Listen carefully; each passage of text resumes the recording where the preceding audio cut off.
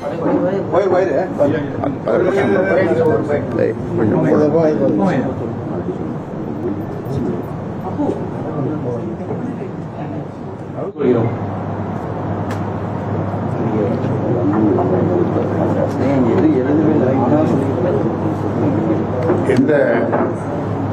இப்ப வாசித்த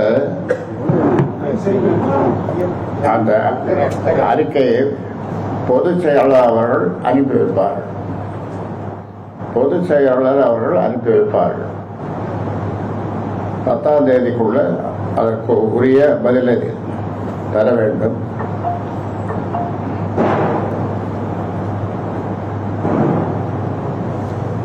மீண்டும் நோட்டீஸ் அனுப்பப்படுதா?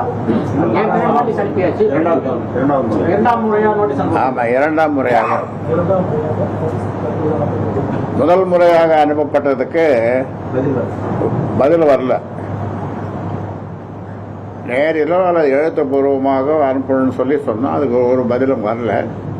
வராதனால மறுபடியும் நிர்வாகக்குழு கூடி, மறுபடியும் இல்லை, நிர்வாகக்குழு கூடி ஒழுங்கு நடவடிக்கை வேறு விதமாக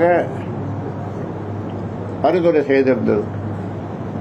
அதையும் இந்த நிர்வாகக்குழு ஆராய்ந்தது. அதையும் ஆராய்ந்து இன்னும் ஒரு வார காலம் அவகாசம் கொடுக்கலாம் என்ற முடிவிலே 10ஆம் தேதி வரை மீண்டும் அவகாசம் கொடுக்கலாம் என்று இந்த ஒழுங்கு நடவடிக்கை குழு ஒரு மனதாக, நிர்வாகக்குழு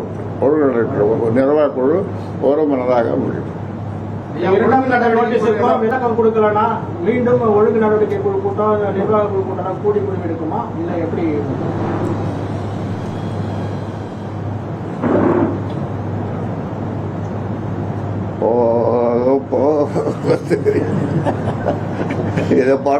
இந்த பாட்டை எத்தனை நாள் தான் நான் பாடுறது?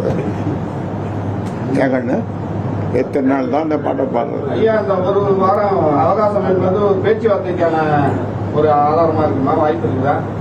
இப்போ எதுக்கு கொடுக்குறோம்? ஒரு மாதம், அதாவது ஒரு வாரம் எதுக்கு கொடுக்குறோம்? பதில் அளிக்கணும்னா என்ன செய்யணும்? நீங்கள் என்ன சொல்றீங்களோ அதை செய்திடும். நீங்கள் கட்சி ரீதியாக என்ன முடிவு எடுக்கணும்? அது எப்படி இப்போ சொல்ல முடியும்? ஒழுங்கு நடவடிக்கை குழு, நிர்வாக குழு மறுபடியும் அவங்கள கேட்போம், கருத்துக்களை கேட்போம், நிர்வாக குழு கருத்தை கேட்போம். அவங்க என்ன சொல்கிறாங்களோ அதன்படி செய்வோம், அதன்படி நடப்போம். வேற ஏதாவது கேள்வி? திண்டிவனத்துல ஒரு பட்டியலினத்து அரசு ஊழியரை வந்து கவுன்சிலர் வந்து காலில் விழ வச்சு மன்னிப்பு கேட்டிருக்காங்க. நம்ம நகராட்சி திண்டிவனம் நகராட்சி ஊழியர், பட்டியலினத்த ஊழியர் அவரை வந்து காலில் விழ வச்சு மன்னிப்பு கேட்டிருக்காங்க.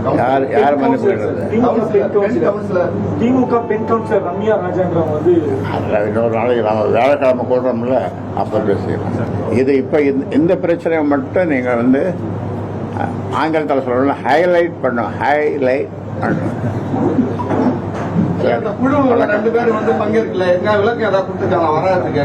சொன்னாங்க அவங்க ஏதோ முக்கியமான அலுவல் இருக்குதுன்ட்டு தகவல் சொன்னாங்க. அதனால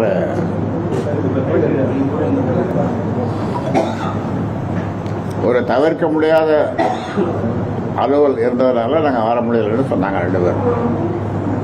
சரி, எடுத்துங்க, நீங்கள் கிளம்புங்கப்பா. ஐயா.